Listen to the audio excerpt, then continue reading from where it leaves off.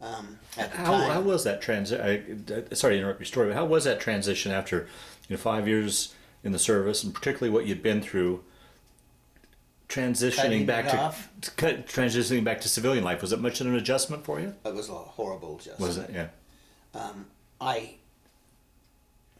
I would get up at 11 o'clock at night, and I would vacate my uh, father-in-law's basement, and I would get in my car and I would drive until 4, and then I'd come home, and then I would sit down and or go to bed, get up with my wife, and she always wanted to know where I went, and I just had to get out Hmm. because those were the hours that we always got hit, and there wasn't anything I could do here.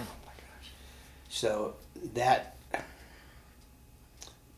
that continued until probably 10 years ago. Really? Yeah. At our other house, I had bushes out from the foundation, and I would go out every night that I was home, and I patrol around the house.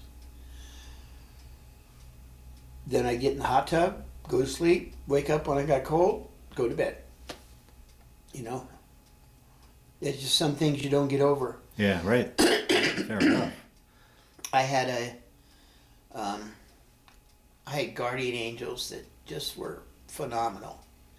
I would get, I would see an inbound rocket before it was even visual, and I knew where it was going to hit. And I went and I pushed my crew chief and my door gunner into their bunker, and I was just going in, and it went off right behind me.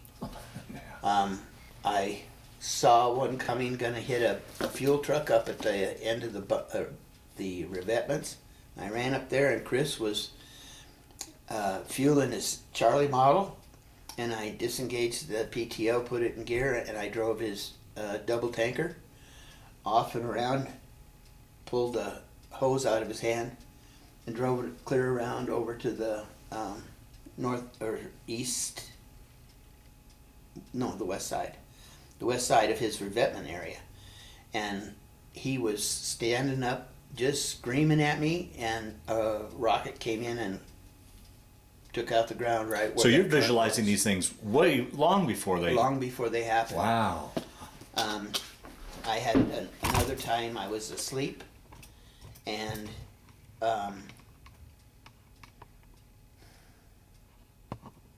I just woke up just like that, and I knew that a mortar was going to go through the officers club, and just in my underwear, I ran over there. I opened the door and I said, "Everybody," there were 20 people around our game table playing poker for money. I said, "Everybody, drop your cards, your money, and get out now." And everybody did it, which surprised the hell out of me. I mean, they didn't. Well, what about no? Yeah. There was none of that. They just did. And as I shut the door, an 82 millimeter mortar went through the tin roof and right through the center of that table and blew it up.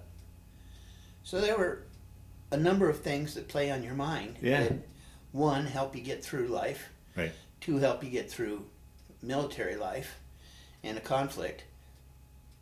And I thought they were done. Going back, you talked about up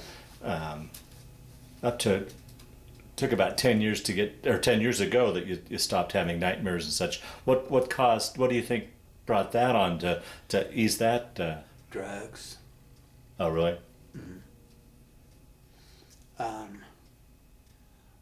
I still have periods when I will feel like I can stand and see it when it's happening. This blackness, like oil, flowing up over my feet and my ankles and my shins and my clothing, and right on up over my head and my face and my hands. And I am just in a total rage. I told my wife to get out of the room while I leave the house because I wanted to physically twist her neck. Yeah. You know? That happens when it's going to happen and what's the trigger, I don't know. Me and the shrink's been trying to figure that out. But I didn't have any nightmarish things. Yeah, I did. But I just thought they were part of, what was being asked to be done. Okay. They load 5 guys in. They've been in a bomb crater, and the North Vietnamese poured gas on them and lit them on fire. That was to entice the rest of the company to come forward. It was a trap. Well, when they finally got them, they were pretty well charcoaled, and we loaded them in the aircraft, and I was taking them down to 71st Evac down by Pleiku, and they were taking them out, and I said, I think they all got to go to the morgue. And I looked back over my right shoulder, and I could see this, no lips, but a mouth go, I could see, help me. And I just lost it. They picked him up, and I said, that's alive. He's alive. Well, he didn't live very long, thank God, but they pumped him full of morphine and made him happy for the rest of, till he died. But that's a moment I will never forget. Yeah, I don't know how you could. Or the first time that I saw that North Vietnamese and shot him in the face. Those stay with you. Those you don't get to have a free pass on. Well, Dean, we'll wind down this interview. Do you have any closing thoughts you'd like to express, or would you just like to finish off our interview? Nah, I'm happy. Yeah, good.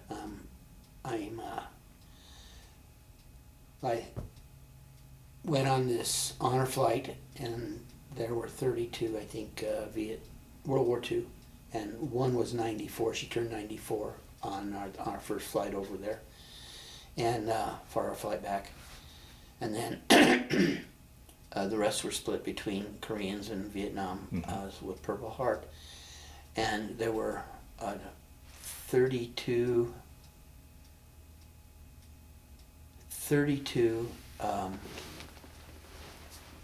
wheelchairs and 2 walkers. 2 walkers and 1 cane were used by the Koreans.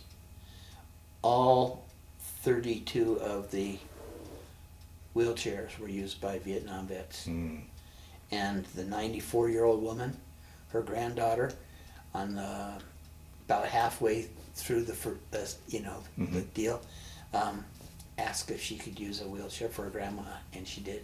And they had one in the deal, and they let her use it.